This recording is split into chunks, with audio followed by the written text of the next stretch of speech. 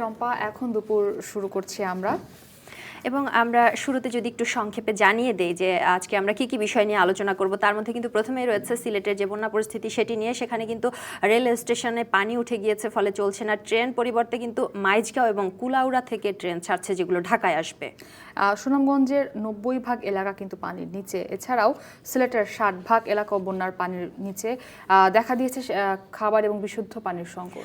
সেই সাথে উত্তরাঞ্চলের বেশ কয়েকটি জেলায় বন্যা দেখা দিয়েছে। মধ্যাঞ্চলের নদ নদীতেও বাড়ছে পানি এবং বন্যার ঝুঁকিতে রয়েছে এসব অঞ্চল। এদিকে চট্টগ্রামের আকবরশাহ থানা এলাকায় 2টি পাহাড় ধসের ঘটনায় 4 জন নিহতের খবর পাওয়া গেছে, আহত হয়েছেন 3 জন। এদিকে ভারী বর্ষণে পাহাড় ধসের শঙ্কায় রাঙামাটিতে 28টি ঝুঁকিপূর্ণ এলাকার বাসিন্দাদের সেই এলাকা ছাড়ার অনুরোধ জানিয়েছে প্রশাসন। আসাম এবং মেঘালয়ে বন্যার পরিস্থিতি ভয়াবহ। বন্যা এবং ভূমিধসে এখনো পর্যন্ত 31 জনের প্রাণহানি হয়েছে সেখানে। সেই সাথে বন্যায় তলিয়ে গেছে প্রায় 3000 গ্রাম এবং ক্ষতিগ্রস্ত প্রায় 20 লাখের বেশি মানুষ। শম্পা, এ তো ছিল সবশেষ ঘটনা, তবে সব শেষ হয়েও যেন শেষ হতে চায় না, কারণ সিলেটের বন্যা পরিস্থিতি গত 1 মাস যাবৎ চলছে। প্রথম বন্যার ধাক্কা সামলাতে না সামলাতে দ্বিতীয় দফায় ভারী বর্ষণ এবং উজান থেকে নেমে আসার ঢলে যে পরিস্থিতি সেখানে সৃষ্টি হয়েছে খুবই ভয়াবহ। কয়েক দশকে সে অঞ্চলের মানুষ এমন বন্যা দেখেনি এবং এটি থামার তো কোনো লক্ষণই নেই। উল্টো কিন্তু আসাম এবং মেঘালয়ের পানি হু হু করে বাড়ছে, সেটি নেমে আসছে সিলেট হয়ে। এর ফলে কিন্তু উপকেন্দ্রে বিদ্যুৎ সংযোগ ইতিমধ্যে বিচ্ছিন্ন হয়ে গিয়েছে। সেই সাথে সিলেট এবং সুনামগঞ্জের কথা যদি বলি, তারা কিন্তু দুদিন ধরে বিদ্যুৎবিহীন অবস্থায় আছে। ফ্লাইট ওঠানামাও বন্ধ হয়েছে গতকালই। এছাড়াও সিলেট রেল স্টেশনও ডুবে গেছে, অর্থাৎ সম্পূর্ণ যোগাযোগ বিচ্ছিন্ন এই মুহূর্তে সিলেট। এই বিষয়ে সহকর্মী গুলজার আহমেদের একটি তথ্যচিত্র আছে, একটু দেখে আসবো সেটি। শহর থেকে গ্রাম সবখানেই এখন পানি আর পানি। দ্বিতীয় দফা বন্যায় সিলেট অঞ্চলে ফের বিপর্যয়। স্মরণকালের সবচেয়ে বেশি পানি বেড়েছে সুরমা ও কুশিয়ারায়। এতে নজিরবিহীন বন্যার মুখোমুখি এ অঞ্চলের মানুষ। গত 4 দিন ধরে দেখা মেলেনি সূর্যেরও। দিনে রাতে অন্ধকার হয়ে আছে আকাশ। কোনো কোনো এলাকায় নেই বিদ্যুৎ। সব মিলিয়ে দুর্গত এলাকায় দুর্ভোগ এখন অন্তহীন। উত্তর পূর্বাঞ্চলের মধ্যে সবচেয়ে ভয়াবহ দুরবস্থায় রয়েছে হাওড় বেষ্টিত জনপদ সুনামগঞ্জ। অতিবৃষ্টিতে উজানের ঢলে তলিয়ে গেছে সুনামগঞ্জের সব উপজেলা। জেলার সঙ্গে দেশের সড়ক যোগাযোগ বিচ্ছিন্ন হয়েছে আগেই। এখন 11 উপজেলার অভ্যন্তরীণ যোগাযোগ ব্যবস্থাও ভেঙে পড়েছে। জেলার পরিস্থিতি ক্রমশ রূপ নিয়েছে ভয়াবহতায়। কারো কারো ঘরে নেই খাবার, আবার রান্নাঘর ডুবে যাওয়ায় আগুন জ্বলছে না চুলোয়। সব মিলিয়ে বানের জলে দুঃস্বপ্নের রাত কাটছে দুর্গতদের। গতকাল যে কয়টি ঘরে পানি ওঠা বাকি ছিল, সেগুলোও এখন পানিতে থই থই। সুনামগঞ্জের মতো সিলেটের বন্যা পরিস্থিতিও অবনতির দিকে যাচ্ছে। জেলা জুড়ে মানুষের দুর্ভোগ। এবার জানাবো সিলেট জেলার বন্যা পরিস্থিতি। সিলেটে বন্যা পরিস্থিতির অবনতি। দিশেহারা মানুষ একটু নিরাপদ আশ্রয়ের আশায় অপেক্ষার প্রহর গুনছেন অকাল বন্যায় সর্বহারা মানুষেরা। সিলেটের চলমান বন্যা পরিস্থিতি অতীতের সকল রেকর্ডকে ছাড়িয়ে গেছে। ইতিমধ্যে এই সময়ের সবচেয়ে বড় যে চ্যালেঞ্জ, সেটি হচ্ছে আটকে পড়া মানুষকে উদ্ধার করা। ফ্যামিলির একজন সদস্য সাঁতার কেটে তীরে আসলেও বাকিদেরকে নৌকা সংকট থাকার কারণে নিয়ে আসা সম্ভব হচ্ছে না। যেসব অঞ্চল পানিতে ডুবেছে সেখানকার বাসিন্দারা এখনও ঘরবন্দি অবস্থায় আতঙ্কে দিন কাটাচ্ছেন। চতুর্দিকে পানি, সাহায্য করার কেউ নেই। চারদিকে থই থই পানি, তবুও বিশুদ্ধ পানির সংকট চরমে। সবকিছু প্রায় স্থবির থাকায় শুকনো খাবারও মিলছে না কোথাও। গরুর ভিতরে পানি হয়েছে, আটু পানি, খুব জামালা। বাচ্চা কাচ্চা লইয়া খুব জামালা হইতেছে, গরু বাছুর নিয়া হবাই হবাই হাওলা লইছি আইয়া, বাচ্চা কাচ্চা লইয়া, গরু চলার মতো নাই। পানি আমরা চলতি পানি খাই, আর পানি তো পাইরাম না, আমরা তো বাতও তো খাইতাম পারাম না। বেসামরিক প্রশাসনকে সহযোগিতা করতে সেনা সদস্যরাও হিমশিম খাচ্ছেন সংকট মোকাবেলায়। ইতোমধ্যে সেনাবাহিনীর 9 ইউনিটের সাথে যোগ দিয়েছে নৌবাহিনীর 35 জনের একটি দল। বাংলাদেশ সেনাবাহিনীর সদস্যদের এই ব্যস্ততা বানবাসী মানুষকে সহযোগিতার জন্য। এখান থেকেই তারা সিলেট এবং সুনামগঞ্জের বন্যা কবলিত এলাকায় গিয়ে উদ্ধার কাজে সহযোগিতা করছেন। বন্যা পরিস্থিতির অবনতি হওয়ায় সিলেট বিভাগের বেশিরভাগ এলাকার যোগাযোগ ব্যবস্থা ভেঙে পড়েছে। টেলিফোন নেটওয়ার্কও অকার্যকর হয়ে যাওয়ায় সংকট আরও ঘনীভূত হচ্ছে। 3 দিন তাকে অতখান পানি নিছে, আমরা এবার তাই কোনো জোরত আইতে পারলাম না, কিতা করতাম। বাড়িতে খুব কষ্ট আছে, হাতরাত্রি করতেছে মানুষ, সেখান থেকে এখানে এপারে আসতেছে।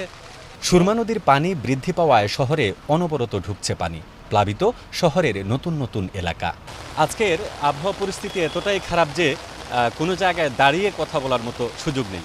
ইতিমধ্যে এই বৃষ্টিতে সিলেট শহরতলির অধিকাংশ এলাকা পানির নিচে, নেই বিদ্যুৎ, নেই খাবারেরও কোনো আয়োজন। এমন অবস্থায় চরম দুর্ভোগে পড়েছেন বানবাসী মানুষের সাথে শহরের মানুষও। এর আগে গত এপ্রিলে সিলেট অঞ্চলের নিম্নাঞ্চলে অসময়ে বন্যা দেখা দেয়। এরপর মে মাসের মাঝামাঝি সময়ে বিগত 18 বছরের মধ্যে সবচেয়ে ভয়াবহ বন্যা হয়। সুনামগঞ্জে প্রথম দফা বন্যা হয় গত 13ই মে। ওই বন্যায় সিলেট অঞ্চলে 2300 কোটি টাকার ক্ষতি হয়। এ দফার বন্যায় আরও বড় ক্ষতির শঙ্কা সংশ্লিষ্টদের।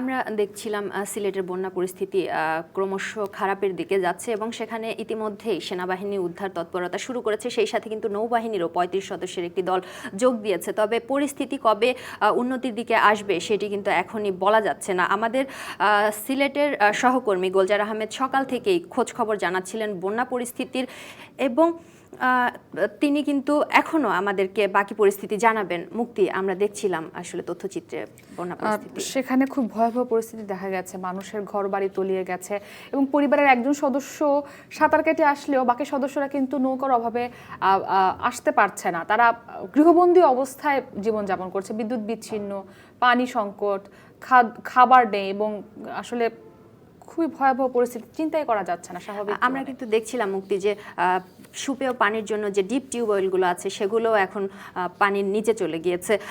সিলেট থেকে আমাদের সহকর্মী গোলজার আহমেদ সকাল থেকে জানাচ্ছিলেন বন্যা পরিস্থিতির খবর এবং সেটির যে অবনতি হচ্ছে এটি আমাদের কারোরই অজানা নয়। তবে এই মুহূর্তে আমরা গোলজার আহমেদের কাছে জানতে চাইব এই পুরো পরিস্থিতিটি কিভাবে সামাল দেওয়া হচ্ছে।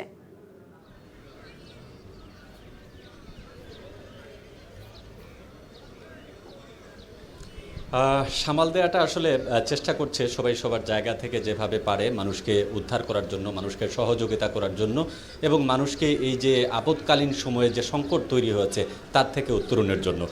আমরা এই মুহূর্তে আছি সিলেটের একমাত্র রেল স্টেশন, সিলেট রেল স্টেশনের সামনেই। এখানকার পরিস্থিতি সম্ভবত আপনারা দেখতে পাচ্ছেন আমাদের ক্যামেরাতে স্পষ্ট। দেখেন যে গলা সমান পানি অতিক্রম করে স্টেশন থেকে মূল সড়ক আছে সেখানে মানুষ আসার একটা প্রয়াস চালাচ্ছেন। ইতিমধ্যে ট্রেন ব্যবস্থা বন্ধ করে দেওয়া হয়েছে এবং ঢাকার সাথে সব ধরনের ট্রেন যোগাযোগ বন্ধ থাকবে যতক্ষণ পর্যন্ত এই পানি না নামবে। এই যখন ট্রেনের সামনের পানির অবস্থা, মানুষজন যারা আসছিলেন এখানে যে ঢাকায় যাওয়ার উদ্দেশ্যে তারা কিন্তু আবার ফিরতে হচ্ছে, কিন্তু এখানে গলা সমান পানি থাকার জন্য এটা কিন্তু পারছেন না, রিক্সা করে বা যেভাবে পারছেন আসছেন। এতে মানুষ ভোগান্তি তো বাড়ছেই, পাশাপাশি কিন্তু মানুষের টাকা পয়সারও কিন্তু একটা হিসেব আছে। এখানে কিন্তু এই জায়গাটুকু অতিক্রম করতে একজন 50 টাকা 100 টাকা দিচ্ছেন, এটি বড় কথা নয়। আরও যে আমি বাম পাশটা আপনাকে দেখালাম, এই রেল স্টেশনের ডান পাশ যদি দেখাই, একদিন আগেও কিন্তু এখানে গাড়ি দিয়ে এই স্টেশনে মানুষজন প্রবেশ করেছেন আবার বের হয়েছেন। ইতিমধ্যে যে কামরাটা রয়েছে সেখানে ট্রেন কিন্তু বন্ধ রয়েছে, এই ট্রেন কিন্তু আর ফিরতে পারবে না। এবং রেল কর্তৃপক্ষ যেটি আমাদেরকে জানিয়েছে যে সিলেটের ফেঞ্চুগঞ্জের মাঝগাঁও একটি স্টেশন আছে, সেখান থেকে এবং মৌলভীবাজারের কুলাউড়া স্টেশন থেকে ঢাকাগামী ট্রেনে যাত্রীরা যেতে পারবেন। আমরা ঠিক একটু সামনে যদি আমরা যাই, অর্থাৎ আমাদের 60 কদম সামনে গেলেই বাস স্ট্যান্ড, সেখানেও কিন্তু পানি বৃদ্ধি পাচ্ছে। এই পানি বৃদ্ধি পাওয়ার মূল কারণ হচ্ছে এর জন্য বাস যদিও চলছে পানির উপর দিয়ে, কিন্তু এটি কতক্ষণ চলবে সেটি আসলে বলাটা মুশকিল। বৃষ্টি আপাতত থেমেছে, কিন্তু এটা সাময়িক সময়ের জন্য। আকাশ মেঘলা রয়েছে, যে কোনো সময় বৃষ্টি আসতে পারে। অন্যদিকে এই সার্বিক পরিস্থিতি নিয়ে সিলেট জেলা প্রশাসন জরুরি সভায় বসেছে, হয়তোবা সভা শেষে তারা আমাদেরকে আনুষ্ঠানিকভাবে জানাবেন যে পরিস্থিতির মোকাবেলা তারা কিভাবে করবেন বা করছেন। মুক্তি সহকর্মী গুলজার আহমেদ জানাচ্ছিলেন এই পরিস্থিতি কিভাবে সামাল দেওয়া এবং হচ্ছে। তিনি যে রেল স্টেশনে দাঁড়িয়ে আছেন তিনি বলছেন যে একদিন আগেও এখানে গাড়ি নিয়ে মানুষ প্রবেশ করতে পেরেছে, আর একদিনের মধ্যেই সেখানে প্রায় কোমর সমান পানি বলা চলে। এবং শুধু যে পানি হয়েছে তা কিন্তু নয়, যারা ভেতরে আটকা পড়েছেন ভাড়াও কিন্তু বেড়ে গেছে। যারা স্টেশন থেকে বাইরে আসছেন তারা সামান্য দূরত্বের ভাড়াও অনেক টাকা দিচ্ছেন। তো সব দিক থেকেই আসলে সেখানকার জনজীবন খুবই বিপর্যস্তর মুখোমুখি। প্রাকৃতিক দুর্যোগের কাছে আমরা সবাই অসহায়। সম্পা সিলেটবাসীও আসলে তারই মধ্যে দিয়ে যাচ্ছে এবং একদিনের মধ্যে কিন্তু সেখানে প্রায় 4 ফুটেরও বেশি পানি প্রবাহিত হয়ে গিয়েছে, বিপদসীমা তো অতিক্রম করেই গিয়েছে। ফলে ভোগান্তির যে শেষ নেই এটি আমরা দেখতেই পাচ্ছি। সেই সাথে যদি আমরা একটু বলি যে এই বানভাসী মানুষগুলো তো তারা এক ধরনের ভোগান্তির মধ্যে দিয়ে যাচ্ছে, কিন্তু আমরা যদি একটু ম্যাপে দেখাই যে আসলে কোন এলাকাটি বেশি ঝুঁকিতে রয়েছে, সেখানে কিন্তু দেখতে পাচ্ছি মুক্তি আমরা যদি আরেকটু বড় করি স্ক্রিনটা, তাহলে বোঝা যাবে হয়তো ভালো করে যে সিলেট এবং সুনামগঞ্জ, অর্থাৎ আমরা যদি পূর্বাঞ্চল এবং উত্তরাঞ্চলের কথা বলি, পূর্বাঞ্চল থেকে আস্তে আস্তে করে সেটি উত্তরাঞ্চল হয়ে পশ্চিম এবং দক্ষিণাঞ্চলের দিকে প্রবাহিত হচ্ছে। সেখানে নেত্রকোনা, সুনামগঞ্জ, সিলেট এই এলাকাটি দেখা যাচ্ছে যে পুরোই লাল হয়ে আছে, অর্থাৎ এটি সব থেকে বেশি ঝুঁকিপূর্ণ এলাকা বলে আমরা বলতে পারি। আর একটু যদি বলতে চাই, রংপুর, নীলফামারী, কুড়িগ্রাম এবং গাইবান্ধা এগুলোতে মৃদু বন্যার পরিস্থিতি সৃষ্টি হয়েছে। আর বন্যার আশঙ্কায় আছে তার চারপাশে যে জেলাগুলো আছে সেগুলো বন্যার আশঙ্কা, অর্থাৎ সিলেট, সুনামগঞ্জের আশপাশের যে এলাকাগুলো আছে সেগুলোতে বন্যার আশঙ্কা করা হচ্ছে যে যেহেতু পানি বিপদসীমার উপর দিয়ে প্রবাহিত হচ্ছে এবং এখন উজান থেকে নেমে আসা ঢল এবং প্রচুর বৃষ্টিপাত হচ্ছে, সুতরাং হয়তো তার আশপাশের এলাকাগুলোতে বন্যার একটা আশঙ্কা রয়েছে।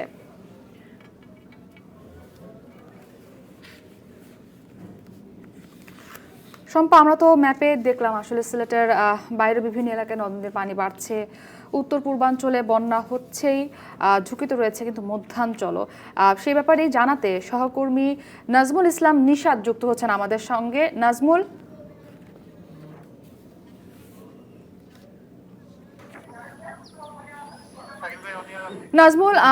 আপনি তো আছেন রংপুরে, সেখানে যে বন্যার যে একটা পরিস্থিতি কি সৃষ্টি হয়েছে, ক্ষয়ক্ষতি কিরকম হচ্ছে, মানুষের জীবনযাপন কোন দিকে গেছে, একটু জানাবেন আমাদেরকে সর্বশেষ পরিস্থিতি।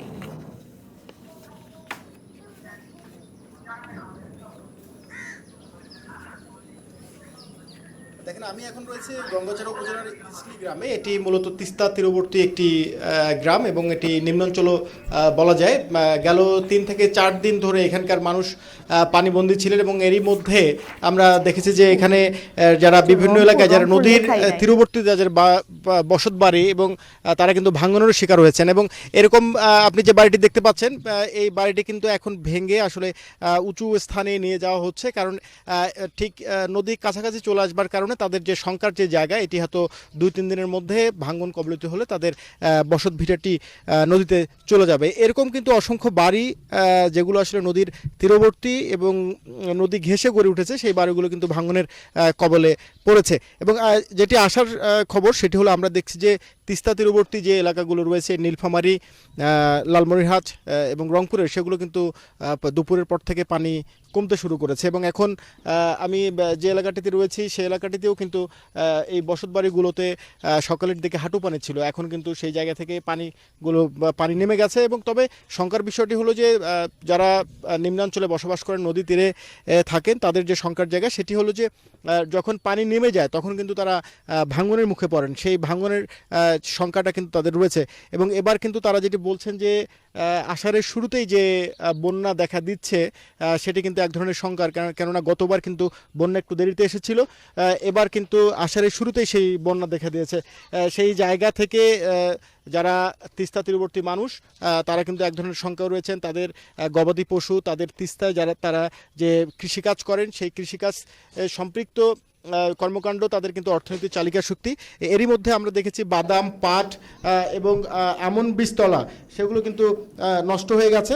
সব কিছু মিলিয়ে তিস্তা তীরবর্তী অঞ্চলে পানি কমলে কিন্তু আমরা দেখছি যে ধরলা তীরবর্তী কুড়িগ্রামের দিকে কিন্তু পানি বাড়ছে এবং সেখানকার মানুষের যে দুর্ভোগ সেটিও কিন্তু বাড়ছে। সহকর্মী নিশাত জানাচ্ছিলেন রংপুর থেকে বন্যা পরিস্থিতির খবর।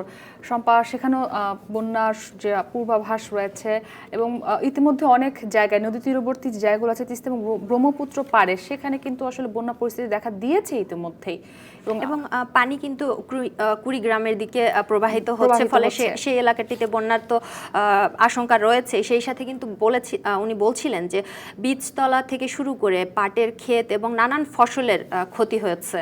শম্পা, আমরা তো সিলেট থেকে রংপুরের খবর জানছিলাম, সিরাজগঞ্জের দিকে একটু যেতে চাই। সিরাজগঞ্জ থেকে যুক্ত হচ্ছেন সহকর্মী হেদায়েতুল ইসলাম বাবু। সিরাজগঞ্জে আমরা জানি যে যমুনা নদীর পানি বেড়েছে, বিপদসীমার উপর দিয়ে প্রবাহিত হচ্ছে। এই মুহূর্তে সেখানকার বন্যা পরিস্থিতির সর্বশেষ কি তথ্য আছে আপনার কাছে?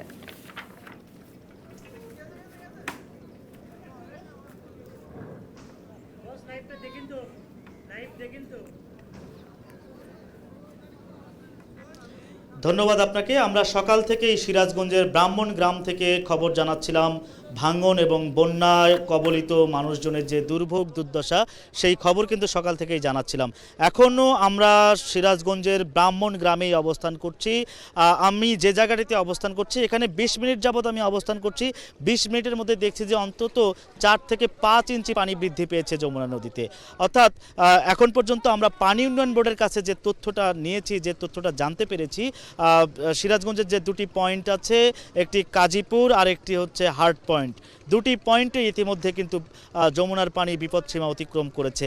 তারও উজানের কথা যদি বলি বগুড়া, সেই বগুড়ায় কিন্তু আপনার সারিয়াকান্দির মথুরাপাড়া যে পয়েন্ট আছে সেই পয়েন্টে বিপদসীমার 18 সেন্টিমিটার উপর দিয়ে পানি প্রবাহিত হচ্ছে। ফলে পরিস্থিতি আসলে কি হয়েছে সেটি কিন্তু আপনারা অনেকটা অনুধাবন করতেই পারছেন। বিশেষ করে বগুড়া থেকে শুরু করে এইদিকে সারিয়াকান্দি, তারপরে সিরাজগঞ্জের যে চর দ্বীপচরগুলো আছে এই যমুনা ব্রহ্মপুত্রের তীরবর্তী, সেই চর দ্বীপচরগুলো চারিদিকে কিন্তু এখন পানিতে থই থই করেছে। বেশ কিছু চর দ্বীপচরে পানি ঢুকতে শুরু করেছে। নিম্নাঞ্চল ইতিমধ্যেই প্লাবিত হয়েছে। আপনার যে পাট ক্ষেত, চীনা কাউনের যে সবজি ক্ষেতগুলো যেগুলো ছিল সেগুলো কিন্তু পানির নিচে ইতিমধ্যেই তলিয়ে গেছে। আর আমি যে জায়গাটিতে দাঁড়িয়ে আছি, এই ব্রাহ্মণপাড়ার যে ঘাট, সেই ঘাটের আশপাশে যে ব্যবসা প্রতিষ্ঠানগুলো আছে সেই ব্যবসা প্রতিষ্ঠানগুলোতে কিন্তু ইতিমধ্যেই পানি ঢুকে পড়ার কারণে ব্যবসায়ীরা আসলে অনেকটা দুর্ভোগে পড়েছেন। তারা ব্যবসা বাণিজ্য করতে পারছেন না। অন্যদিকে থেমে থেমে বৃষ্টি হওয়ার ফলে আপনার এই আমরা বুঝতে পেরেছি, আমরা শুনছিলাম সিরাজগঞ্জের বন্যা সর্বশেষ পরিস্থিতি। শম্পা, সেখান থেকে যুক্ত ছিলেন সহকর্মী হেদায়েতুল ইসলাম বাবু। সেই সাথে যদি মুক্তি আমরা একটু উত্তর পূর্বাঞ্চলের বন্যা পরিস্থিতি কি এবং সেটি নিয়ে আবহাওয়া অফিস কি বলছে সেটি জেনে আসি। সেখানে কিন্তু সকালেই আবহাওয়া পূর্বাভাস কেন্দ্র এবং বন্যা পূর্বাভাস কেন্দ্র আমাদেরকে একটি ব্রিফিং করেছে। সেখানে গণমাধ্যমের কর্মীরা ছিলেন, তারা জানছিলেন যে পরিস্থিতি কোন দিকে যাচ্ছে। সেখানে আমাদের সহকর্মী রাকিবুল রাহাত আছেন, তার কাছ থেকে আমরা জানবো বন্যা পরিস্থিতি আসলে কোন দিকে যাচ্ছে।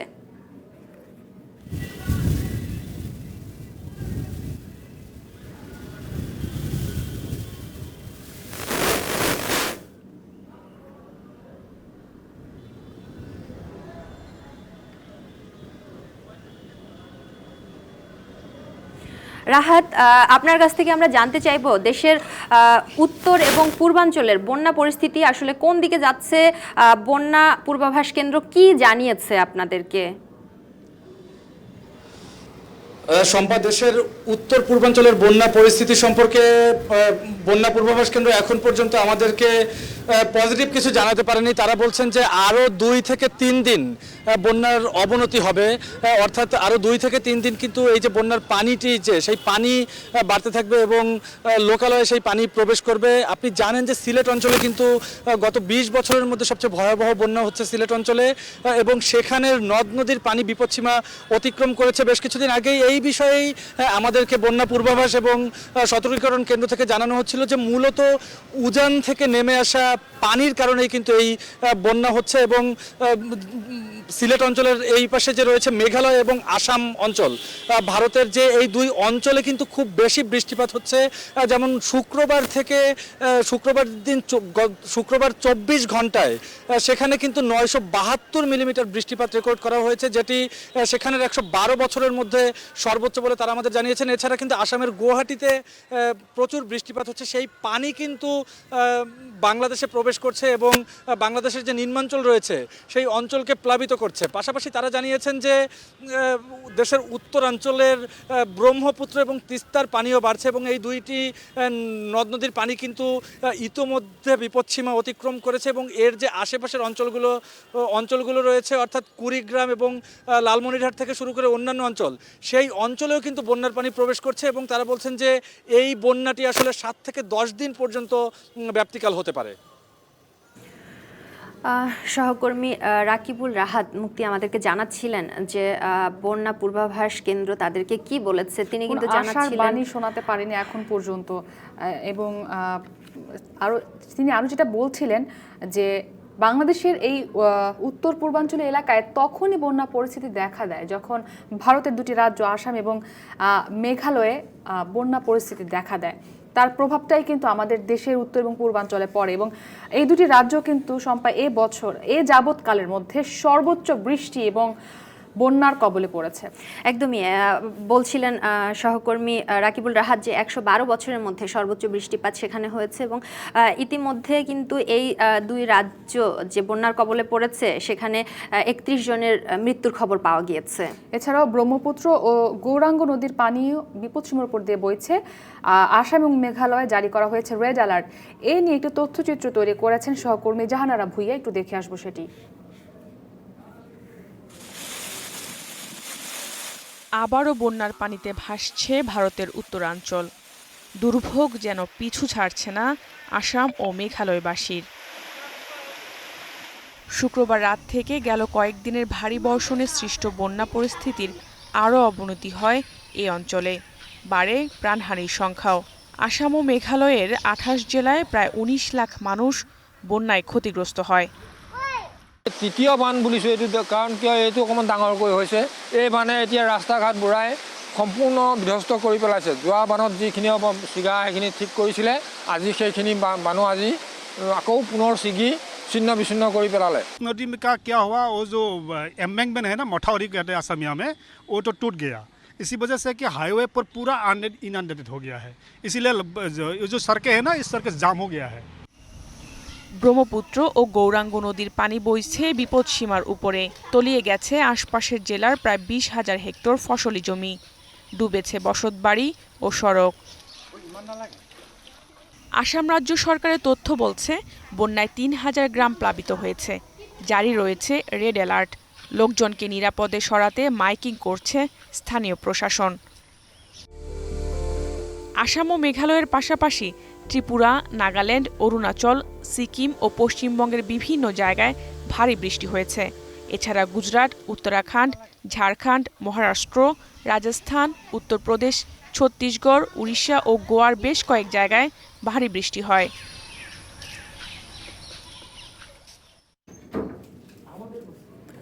বন্যা সম্পাদ তথ্যচিত্রটি দেখছিলাম বন্যা পরিস্থিতির আসাম এবং মেঘালয় রাজ্যের, এবং তারই প্রতিফলন কিন্তু আমাদের সিলেট অঞ্চলের বন্যা পরিস্থিতি।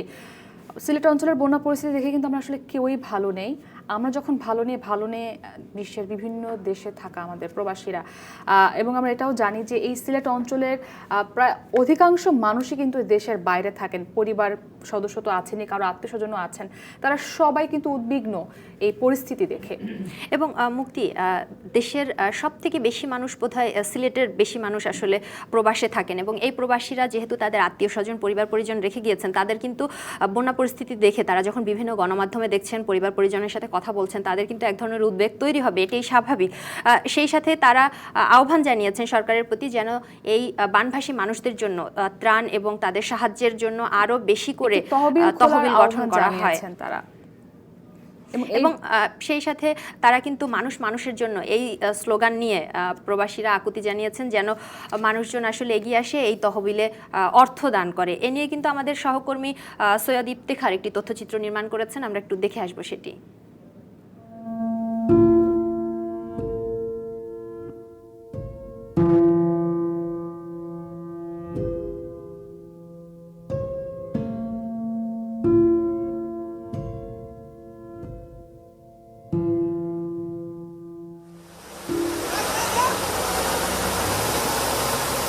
ভয়াবহ বন্যার কবলে সিলেট অঞ্চল।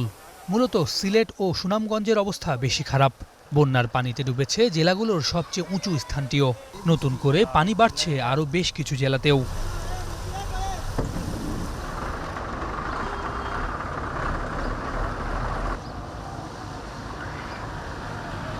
পানি আর মানুষের অসহায়ত্বের হাহাকার ছাড়া সুনামগঞ্জে আর কিছুই চোখে পড়ছে না।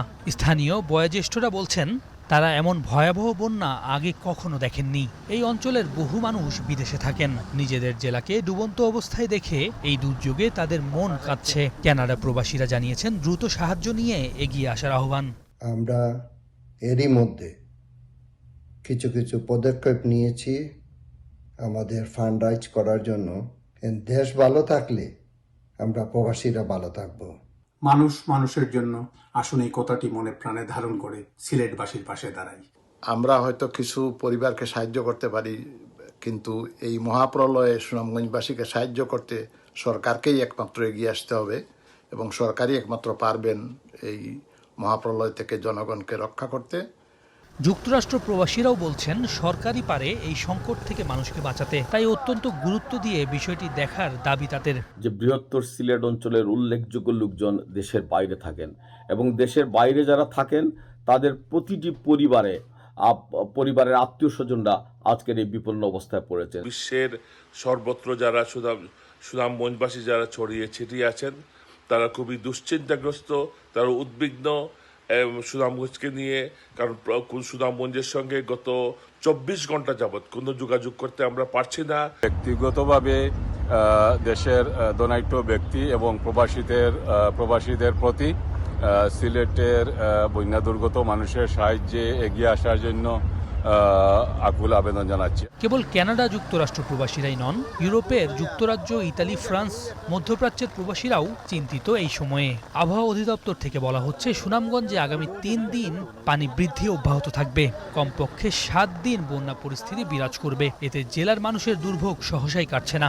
এমন পরিস্থিতিতে প্রবাসীদেরও দুশ্চিন্তার পরিসর ক্রমেই বাড়ছে। অভিজ্ঞতা থেকে এইটুকু বলতে পারি যে এ সময় তো 3টি জিনিসের সবচেয়ে বেশি দরকার। একটি হচ্ছে তাদের খাদ্য, যারা জলবন্দী হয়ে পড়েছেন, ওষুধপত্র, এবং আরেকটি হচ্ছে জল বিশুদ্ধীকরণ ট্যাবলেট। আমরা প্রচণ্ড টেনশনের মধ্যে রয়েছি। সুনামগঞ্জ প্রবাসী অনেকেই আমার সাথে সকাল থেকে এখন পর্যন্ত ফোন দিচ্ছেন, যোগাযোগ করার চেষ্টা করছেন যে আমার কাছে সুনামগঞ্জে বন্যা পরিস্থিতির কোনো তথ্য বা ইনফরমেশন আছে কিনা। আমি আমার জীবনে অথবা আমার বাপদাদার জীবনেও আমাদের বাড়ির আশেপাশে কোনোদিন পানি উঠেনি। এই পানি আজকে আমার ঘরে, আমার এলাকাটা ডুবন্ত অবস্থায়। বন্যায় শুধু বানের জলে সংকট নয়, পানির সঙ্গে ভেসে ভেসে ঘর বাড়িতে ঢুকছে ময়লাও। দেখা দিয়েছে খাবার পানি সহ নানামাত্রিক সংকট। সংশ্লিষ্টরা বলছেন বন্যার ভয়াবহতা রেকর্ড ছাড়িয়েছে অতীতের। মূলত ভারতের 7 সিস্টার্সের রাজ্যগুলোতে বন্যার কারণে বাংলাদেশে এত ভয়াবহ হয়েছে পরিস্থিতি। সব থেকে বেশি খারাপ অবস্থা আসামের। মেঘালয়েও হচ্ছে বন্যা, যার রেশ পড়েছে বাংলাদেশে। কাঁদছে বানভাসী মানুষ।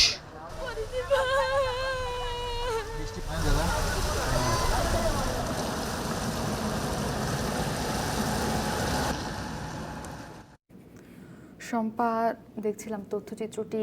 সিলেটের মানুষ যেমন কাঁদছি আমরা, কাঁদছে প্রবাসীরাও।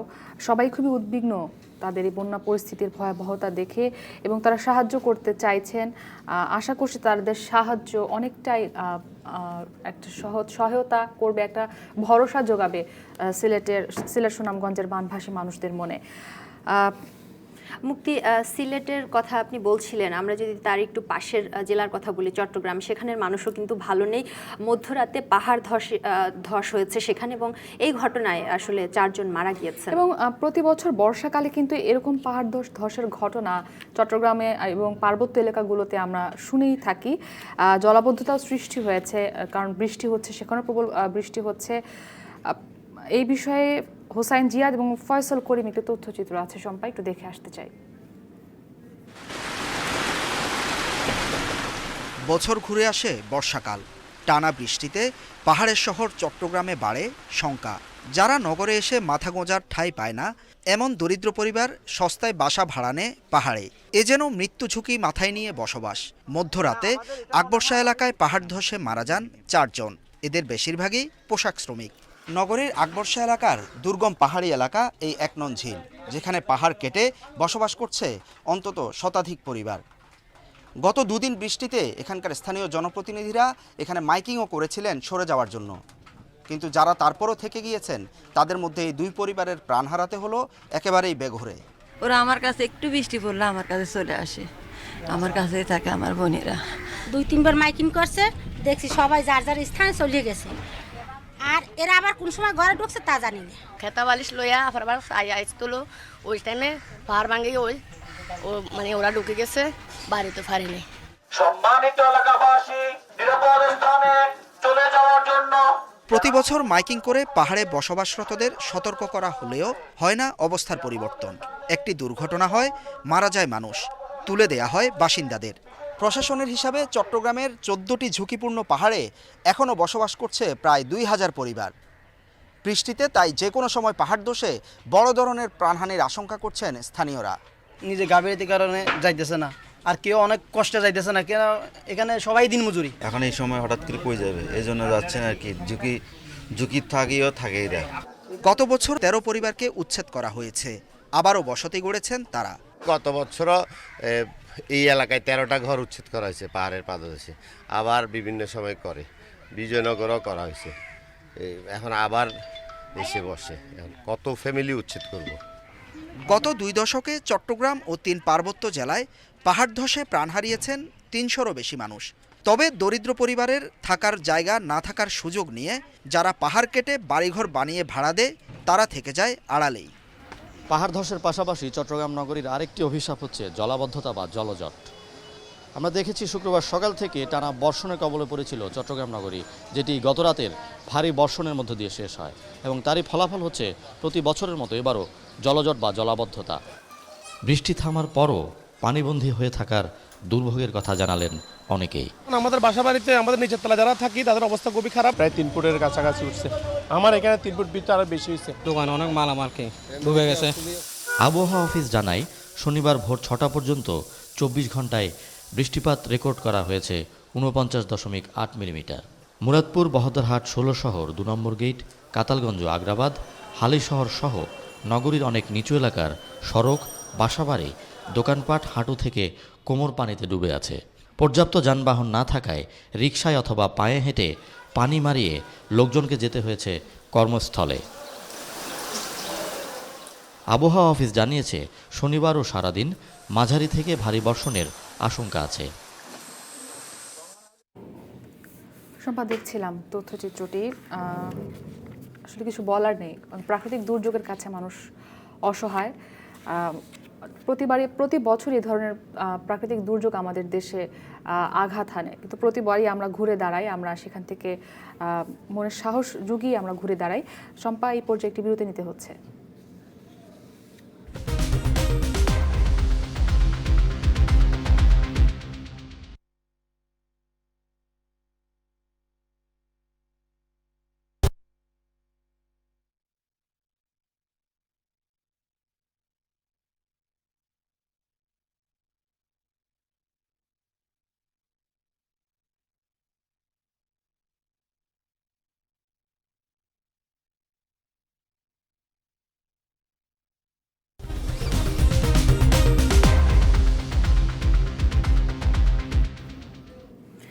মুক্তি, আবারও ফিরে এলাম এখন দুপুর নিয়ে।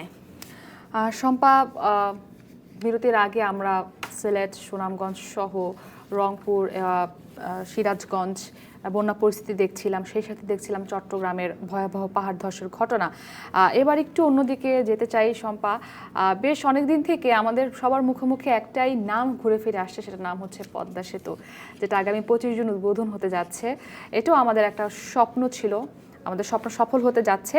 এই পদ্মা সেতুতে তৈরিতে আমরা কিন্তু প্রায় বলে আসছি যে পদ্মা সেতুর কারণে 21টি জেলায় উন্নয়ন হবে, এবং এই বিষয়ে বেশ কিছু প্রতিবেদন আমরা অনেক দিন থেকেই দেখে আসছি যে কি কি উন্নয়ন অবকাঠামো প্রস্তুত হচ্ছে, কিভাবে মানুষ প্রস্তুতি নিচ্ছে পদ্মা সেতুকে ঘিরে। এবং পদ্মা সেতু তৈরিতে বড় অবদান রয়েছে কিন্তু দেশীয় শিল্প প্রতিষ্ঠানগুলো রয়েছে, যারা নির্মাণ শিল্প প্রতিষ্ঠান। বৃহৎ এ অবকাঠামো নির্মাণের বেশিরভাগ জায়গায় ব্যবহার করা হচ্ছে দেশীয় সব উপকরণ।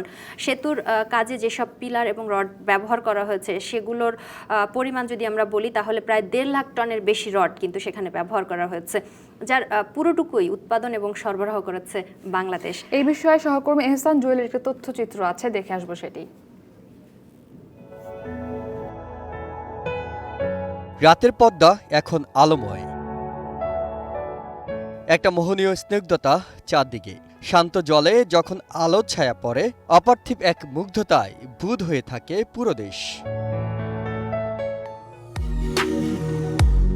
দিনের পদ্মা অবশ্য একটু ভিন্ন। বিশাল কাঠামো নিয়ে দাঁড়িয়ে থাকা সেতু এখন প্রান্তহীন, দুরন্ত গতিতে শুধু ছুটে চলার অপেক্ষায়। নরম জলের বুক ভেদ করে আকাশের বুকে মাথা উঁচু করে দাঁড়িয়ে থাকা এক একটি পিলার বলছে অদম্য এক বাংলাদেশের গল্প। তবে অর্জনটা শুধু নিজেদের টাকায় নির্মাণ বলে নয়, এই সেতুর কাজে বড় অবদান রয়েছে দেশীয় নির্মাণ শিল্প প্রতিষ্ঠানগুলোর। আবেগ আর বাস্তবতার মিশেলে যে পদ্মা সেতু এখন পুরো বাংলাদেশের হৃদয় হয়ে উঠেছে। বৃহৎ এই অবকাঠামো নির্মাণের বেশিরভাগ জায়গায় ব্যবহার হয়েছে দেশীয় উপকরণ। আমার পিছনে যে পিলারটি দেখতে পাচ্ছেন, এটি পদ্মা সেতুর 1 নম্বর পিলার। মহাপ্রান্তের এই পিলার থেকে শুরু করে 42টি পিলার তৈরি হয়েছে পদ্মা সেতুতে। এই 1 নম্বর পিলারটির পিছনে খরচ হয়েছে প্রায় 8 কোটি টাকা। এই যে 8 কোটি টাকার নির্মাণ সামগ্রী ব্যবহার করা হয়েছে, এখানে যে রড সিমেন্ট ব্যবহার করা হয়েছে তার বেশিরভাগই যোগান দিয়েছে বাংলাদেশি প্রতিষ্ঠানগুলো। পদ্মা সেতুর 42টি পিলার বানাতে সবচেয়ে বেশি ব্যবহার হয়েছে রড ও কনক্রিটের মিশ্রণ। একটি পিলারের জন্য মাটিতে প্রবেশ করানো 6টি পাইলকে এক কাঠামোর মধ্যে বেঁধে ফেলা হয় সর্বোচ্চ শক্তির মোটা রড দিয়ে। পিলার সহ সেতুর কাজে রড লেগেছে 1.5 লাখ টনের বেশি। এজন্য 40 মিলিমিটার ও 50 মিলিমিটারের রড ব্যবহার করা হয়েছে, যা উপমহাদেশের মধ্যে প্রথম। ব্যবহৃত রডের পুরোটুকুই উৎপাদন ও সরবরাহ করেছে বাংলাদেশ। পদ্মা সেতুতে রড সাপ্লাই করার আগে তারা কিছু ক্রাইটেরিয়া ফিক্স করে দিয়েছিল যে রডের গুণগত মান, কোন ধরনের স্ট্যান্ডার্ড মেনটেন করতে হবে। তো সেগুলো আমরা কোয়ালিফাই করেছি। আমাদের এখন দেশীয় কোম্পানিগুলো এই ধরনের বড় বড় জাতীয় প্রজেক্টগুলোতে স্টিল সাপ্লাই করার ব্যাপারে খুবই ক্যাপাবল। সেতু নির্মাণে অন্যতম প্রয়োজনীয় উপকরণ ছিল সিমেন্ট। পিলার, রোড ও রেল স্ল্যাব, ব্লক নির্মাণ সহ প্রতিটি কাজের জন্য ব্যবহার করতে হয়েছে পাথর ও সিমেন্টের মিশ্রণ। এজন্য সব মিলে সিমেন্ট ব্যবহার করা হয়েছে 2.5 লাখ টনের বেশি। এর মধ্যে 2000 টন অতি মিহি সিমেন্ট আমদানি করা হয়েছে সিঙ্গাপুর থেকে। বাকি সিমেন্টের পুরোটাই উৎপাদন করেছে Bashundhara, Shah cement, 7 Rings, crown সিমেন্টের মতো দেশীয় প্রতিষ্ঠানগুলো। পদ্মা সেতু নির্মাণে যেখানে খরচ হচ্ছে 12,000 কোটি টাকা, সেখানে দ্বিতীয় সর্বোচ্চ বরাদ্দ নদী শাসন কাজে 8,000 কোটি টাকা। গতির প্রবাহ ঠিক রাখতে নদীর তলদেশে ফেলা হচ্ছে লাখ লাখ বালির বস্তা, কোনোটির ওজন 800 কেজি, কোনোটির 125 কেজি। পরিকল্পনা মতো 2 কোটি বালির বস্তা ফেলা হচ্ছে এই প্রকল্পে। এজন্য প্রয়োজনীয় 3.5 লাখ টন বালুর শতভাগই যোগান দিয়েছে বাংলাদেশ। নদী ভাঙন রোধে নদী শাসন প্রকল্পের অধীনে এই যে এখানে হাজার হাজার ব্লক ফেলা হয়েছে, এগুলো সবগুলোই বানানো হয়েছে পদ্মা সেতুর ইয়ার্ডে। এবং এগুলো বানাতে যে উপকরণগুলো ব্যবহার করা হয়েছে তার সবকটি যোগান দিয়েছে বাংলাদেশি প্রতিষ্ঠানগুলো। জাজিরা প্রান্তে 10.5 কিলোমিটার আর মাওয়া প্রান্তে 1.5 কিলোমিটার, সব মিলে 12 কিলোমিটার এলাকায় নদীর পার বাধাই করতে ব্যবহার করা হচ্ছে প্রায় 1,33 লাখ ব্লক। এজন্য 38 লাখ টন পাথর ব্যবহার করা হচ্ছে। এর মধ্যে ভারত ও সংযুক্ত আরব আমিরাত থেকে 5.25 লাখ টন পাথর আনা হলেও বাকি অংশ যোগান দিচ্ছে দেশের মধ্যপাড়া কঠিন শিলাখনি। সেতুর আয়ু ধরা হয়েছে 100 বছর। শুরু থেকেই তাই সতর্ক। সেতুর কাজে নিশ্চিত করা হয় বিশ্বের সবচেয়ে ভালো মানের পণ্য। এজন্য কয়েক দফা পরীক্ষার পরেই কোন একটি উপকরণকে পদ্মা সেতুর কাজে ব্যবহারের অনুমোদন দেওয়া হয়। বঙ্গবন্ধু ব্রিজে যখন করলাম তখন পুরো স্টোনটা আমরা ইন্ডিয়া থেকে বা ইন্দোনেশিয়া থেকে ইম্পোর্ট করেছি। এখানে কিন্তু আপনারা দেখবেন গিয়ে ওখানে যে অনেকগুলো স্টোনের কাজটা আমরা ব্লক দিয়ে সেরেছি। এখন ব্লকটা তৈরি করা যায়, এখানে ভালো সিমেন্ট আছে এবং এটার ব্লক তৈরি করা কোনো সমস্যা না। 30,000 কোটি টাকার প্রকল্পে দেশীয় পণ্য ব্যবহার করার ফলে দেশের টাকা দেশে থেকে গেল। পদ্মা সেতুর মতো বড় প্রকল্পে দেশীয় উপকরণ ব্যবহারের মাধ্যমে এদেশের নির্মাণ উপকরণও বিশ্বমানের স্বীকৃতি পেয়েছে। এর মাধ্যমে প্রমাণ হয়েছে যে কোনো মেগা প্রকল্পে বাংলাদেশ এখন নিজেদের উপকরণ ব্যবহারে সক্ষম। মেগা প্রকল্পে তাই বিদেশ থেকে পণ্য না এনে দেশীয় শিল্প বিকাশের নতুন সম্ভাবনার কথা বলছেন অর্থনীতিবিদরা।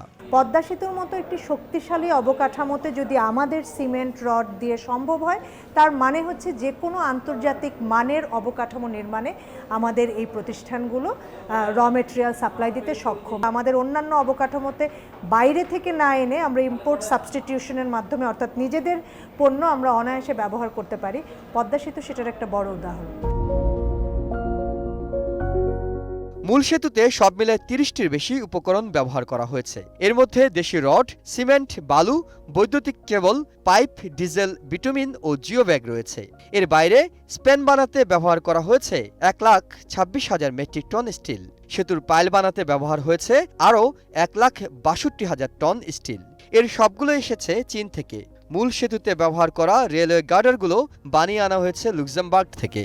সেতুর পিছে ব্যবহৃত ওয়াটারপ্রুফ মেমব্রেন আনা হয়েছে যুক্তরাজ্য থেকে।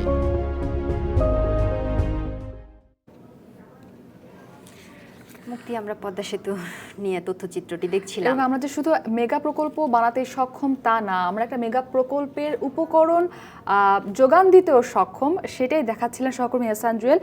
এই মুহূর্তে আমাদের সাথে যুক্ত হচ্ছে সহকর্মী মাহমুদ রাকিব। তিনি বেশ কিছুদিন ধরে দক্ষিণ পশ্চিমাঞ্চল ঘুরে বেড়াচ্ছেন, তিনি সব উন্নয়নের চিত্র আমাদের কাছে তুলে ধরছেন। রাকিব, আপনার কাছে জানতে চাই যে কুয়াকাটায় পদ্মা সেতুর কারণে পর্যটনে কি উন্নয়নের ছোঁয়া লাগবে, একটু জানাবেন।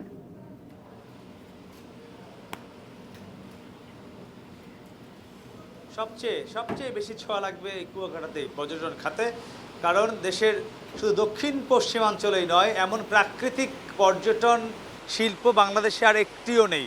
আপনি যদি বলেন কক্সবাজার বিশ্বের সবচেয়ে বড় সমুদ্র সৈকত ঠিকই আছে, কিন্তু এতটা কিন্তু প্রকৃতি সেখানে নেই। কারণ এই কুয়াকাটা সমুদ্র সৈকতে রয়েছে, সৈকত তো রয়েছেই, এখানের আপনি জানেন যে এই পাশেই রয়েছে ঝাউবন, এর একটু দূরেই আছে সুন্দরবন, এখানে রয়েছে রাখাইন সম্প্রদায়ের মানুষজন বসবাস করেন, এখানে রয়েছে এই যে কুয়াকাটা সমুদ্র সৈকতকে ঘিরে নারকেল গাছের বাগান। সব মিলিয়ে এতগুলো প্রকৃতি শুধু বাংলাদেশ কেন, বিশ্বের অনেক দেশেই নেই, বা অন্য কোথাও আছে কিনা এতগুলো প্রকৃতির মিশেল একসঙ্গে, অন্তত তা আমার জানা নেই। তো আপনি এই মুহূর্তে দেখছেন কুয়াকাটার যে উত্তাল ঢেউ, সেই উত্তাল ঢেউয়ে কিন্তু যারা পর্যটক রয়েছেন এখানকার ঘুরতে এসেছেন, তারা কিন্তু উপভোগ করছেন এখানকার সৌন্দর্য, এখানকার প্রকৃতি। তবে যে বিষয়টি যে কেন আসলে এখনও এই কুয়াকাটা সৈকতটি ততটা পর্যটন শিল্প এখানে গড়ে উঠতে পারেনি যতটা হয়েছে কক্সবাজারে, এর একটি মাত্রই কারণ, সেটি হলো যোগাযোগ খাত। কারণ এই পদ্মা নদীতে যে ফেরি, সেই ফেরি পার হয়ে অনেক মানুষ, বিশেষ করে দেশের উত্তরাঞ্চল কিংবা দেশের চট্টগ্রাম অঞ্চল, সিলেট, সেখান থেকে কিন্তু মানুষ এত দূরে, এত ভোগান্তি সহ এত বছর ধরে আসেননি, যেটি কিনা 25 জুনের পর এই কুয়াকাটাকে ঘিরে নতুন একটি পর্যটন শিল্পের দ্বার উন্মোচন হবে। এখানে লাখ লাখ মানুষের আগমন ঘটবে, এমনটাই কিন্তু প্রত্যাশা করছেন এখানকার ব্যবসায়ীরা। ইতিমধ্যেই এই পদ্মা সেতুকে কেন্দ্র করে কুয়াকাটাতে বড় বড় হোটেল, 5 স্টার হোটেল, মোটেল, বিভিন্ন কটেজ, এগুলো ইতিমধ্যে নির্মাণ শুরু হয়েছে। আমরা দেখেছি ঠিক এই আমার যে সামনে দেখছেন এই যে বিচ, এই সি বিচের সামনেই অসংখ্য হোটেল মোটেল প্রস্তুত করছে বিভিন্ন সংস্থা, সরকারিভাবে করা হচ্ছে। ঠিক এখানে অনেক বড় বড় গ্রুপ এসেছে, তারাও এখানে বড় বড় হোটেল থাকার ব্যবস্থা করছেন, কারণ সবাই অধীর আগ্রহে অপেক্ষা করছিলেন যে কবে পদ্মা সেতু চালু হবে, কবে এই কুয়াকাটা সমুদ্র সৈকত, যেটাকে বলা হয় সাগরকন্যা, কুয়াকাটাকে ঘিরে নতুন একটি পর্যটন শিল্পের বৈপ্লবিক পরিবর্তন হবে এই দক্ষিণ অঞ্চলে। তো সেই দিনটি কিন্তু চলে আসছে আর মাত্র এক সপ্তাহ, একদম হাতে গোনা। আগামী 25 জুন এই কুয়াকাটাকে ঘিরে একটি নতুন দ্বার উন্মোচন হবে, কারণ মানুষ খুব সহজেই ঢাকা থেকে মাত্র 5 থেকে 5.5 ঘন্টার মধ্যে এখানে চলে আসতে পারবেন, অথচ কক্সবাজার যেতে কিন্তু অনেক বেশি সময় লাগে। তো সেটির কারণে কিন্তু কক্সবাজারের চাপ কমে আস্তে আস্তে কুয়াকাটাকে ঘিরেও একটি অনেক বড় পর্যটন শিল্পর হাতছানি কিন্তু এখানে দিচ্ছে এই সৈকতকে ঘিরে। তো দেখা যাক সেটি কতদূর এগোতে পারে 25 জুনের পরে। তা আমার কাছে এখন পর্যন্ত এই ছিল সবশেষ মুক্তি। কুয়াকাটা থেকে যুক্ত ছিলেন সহকর্মী রাকিব, তিনি দেখাচ্ছিলেন সমুদ্র সৈকত, দেখাচ্ছিলেন শম্পা, এবং পদ্মা সেতু উদ্বোধনের পর সেখানে আসলে পর্যটক সংখ্যা বাড়বে এমনটাই আশা করছেন সেখানকার স্থানীয়রা এবং ব্যবসায়ী যারা আছেন। সেই প্রকল্পও কিন্তু তারা হাতে নিয়েছেন, সেটাও তিনি আমাদেরকে জানাচ্ছিলেন। হোটেল মোটেল সহ কটেজ, অনেক কিছুরই নির্মাণ কাজ তারা হাতে নিয়েছেন। এবং মুক্তি, এরই সাথে কিন্তু আমাদের আরও একটি ছোট্ট বিরতি নেওয়ার সময় হয়ে গেল।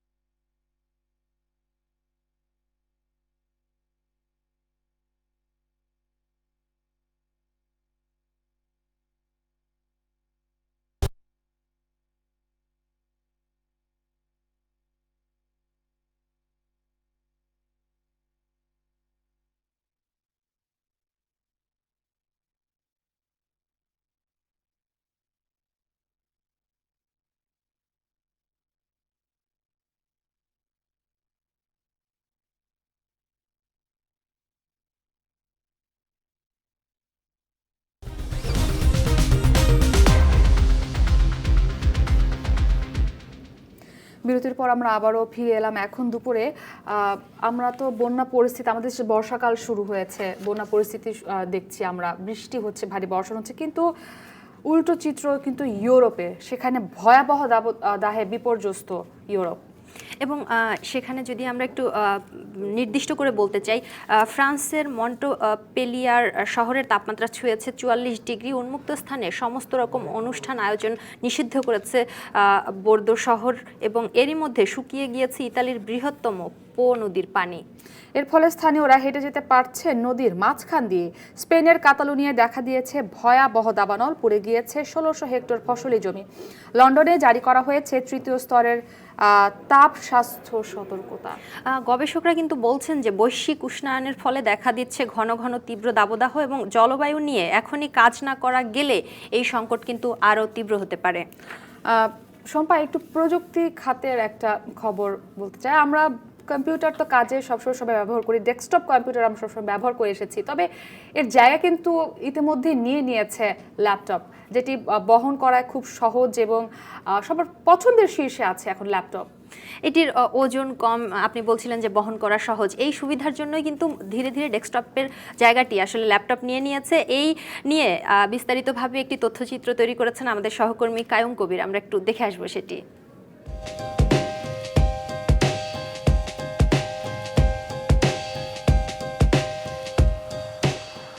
কম্পিউটারের জেনারেশনের কথা যদি বলি, তবে বলতে হবে আমরা এখন প্রথম প্রজন্ম থেকে পঞ্চম প্রজন্মে কম্পিউটার ব্যবহারে পদার্পণ করেছি। তবে অনেকের মনেই আসতে পারে, তাহলে বাজারে কোথা থেকে আসছে এর উপরের জেনারেশনের কম্পিউটার বা ল্যাপটপগুলো? কম্পিউটার কিংবা ল্যাপটপের প্রাণ বলা হয় প্রসেসরকে। বাজারে পঞ্চম জেনারেশনের উপরে যা মিলছে তা আসলে প্রসেসরের জেনারেশনকেই বোঝানো হয়। প্রসেসরের রাজা ইন্টেল কর্পোরেশন 1971 সালে তাদের প্রথম মাইক্রোপ্রসেসর ইন্টেল 4004 নিয়ে বাজারে আসে। পরবর্তীতে ব্যবহারকারীদের মাঝে ইন্টেলের সেলেরন পেন্টিয়াম কোর 2 প্রসেসর বেশ সুনাম অর্জন করে। তবে 2008 সালে ইন্টেল কোরাই 7 এর প্রথম জেনারেশন, 2009 সালে কোরাই 5 এর প্রথম জেনারেশন, আর 2010 সালে কোরাই 3 এর প্রথম জেনারেশন নিয়ে বাজারে আসে, যা বর্তমানে পাওয়া যাচ্ছে জেনারেশন 11 পর্যন্ত। 2022 সালে ব্যবহারকারীদের পছন্দের শীর্ষে রয়েছে জেনারেশন 11 প্রসেসরের ল্যাপটপগুলো, আর তাই তো ব্যবসায়ীরা জমা রাখছে জেনারেশন 11 প্রসেসরের সকল ল্যাপটপ, আর ধরে রাখছে বাজারে চাহিদার সাথে যোগানের একটি সামঞ্জস্যতা। লেনোভো এক্স সিরিজ থেকে শুরু করে এইচপি কিংবা ডেলের মধ্যে বাজারে মিলবে জেনারেশন 11 এর ল্যাপটপ। কোরাই 5 এর হচ্ছে 10 থেকে 11 জেনারেশনে এসে কিন্তু একটা যে শেয়ার গ্রাফিক্স কার্ড, আগে যেটা 620 থাকতো স্বাভাবিক, ওইটার থেকে এখন বর্তমানে ইন্টেল আইরিস গ্রাফিক্স কার্ড চলে আসছে, যেটা হচ্ছে আপনার এনভিডিআর 330 থেকেও বেশি। এখন কিন্তু 11 জেনারেশন গ্রাফিক্স কার্ড ছাড়াগুলো দিয়েই কিন্তু সে গ্রাফিক্সের অনেক কাজ করতে পারবে ইন্টেল আইরিস গ্রাফিক্স কার্ডটা থাকাতে, যার কারণে 11 জেনারেশনের চাহিদাটা এখন খুব বেশি। 11 জেনারেশনের মধ্যেই হচ্ছে র্যাম থাকবে মিনিমাম 8 GB, তারপর হচ্ছে বা এক্সপ্যান্ডেবল স্লট তো অবশ্যই থাকবে, তার সাথে হচ্ছে যে স্টোরেজ থাকবে 1 TB স্টোরেজ প্লাস